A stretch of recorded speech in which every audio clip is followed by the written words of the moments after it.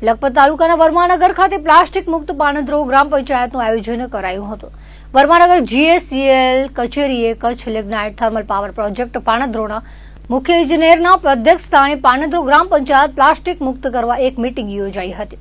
આ પ્રસંગે સંકુલના વડાએ પ્લાસ્ટિક મુક્ત પાનદ્રો ગ્રામ પંચાયત માટે શું કરવું તે માટે પરામર્શ કરાયો હતો.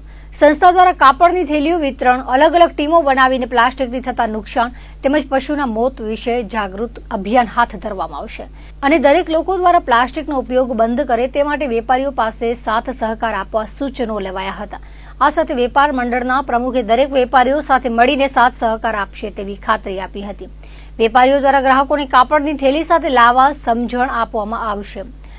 આ કાર્યક્રમમાં વર્માનગર કોલોનીમાં એક રેલીનું આયોજન કરવામાં આવ્યું હતું, જેમાં બેનર સાથે પ્લાસ્ટિક દૂર કરોના નારા ગુંજી ઉઠ્યા હતા.